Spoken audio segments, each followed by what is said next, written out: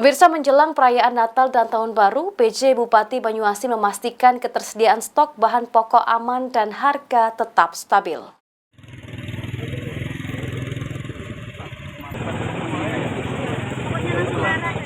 Jelang perayaan Natal dan Tahun Baru, pemerintah Kabupaten Banyuasin melalui Dinas Koperindak PJ Bupati Banyuasin dan OPD terkait melakukan kunjungan ke Pasar Pangkalan Balai guna memastikan ketersediaan stok bahan pokok aman dan harga tetap stabil. Muhammad Farid, pejabat Bupati Banyuasin mengatakan, jelang Nataru, stok bahan pokok di Pasar Pangkalan Balai tersedia dengan baik, serta memantau harga bahan pokok agar tetap stabil. Beberapa bahan pokok mengalami kenaikan seperti telur.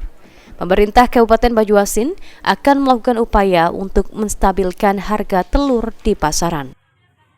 Pasar untuk stok keberadaan sembako dan bahan pokok lainnya, dan alhamdulillah hasil pantauan kita di lapangan untuk stok sembako itu tersedia dengan baik, dan juga kita melihat di sini langsung kondisi harga pasaran.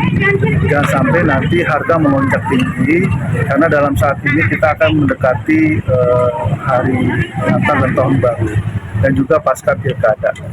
Nah, oleh karena itu kita mengantisipasi dan sampai terjadi lonjakan harga yang cukup signifikan.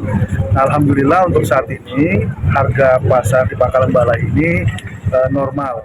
Ditambahkan, PJ Bupati Banyuasin Muhammad Farid, untuk beberapa bahan pokok yang harganya masih stabil seperti beras, gula, minyak, tepung, cabai merah, cabai rawit, bawang merah, pemerintah Kabupaten Banyuasin akan terus mengupayakan kestabilan harga menjelang Nataru. Ridho Ilahi, PAL TV.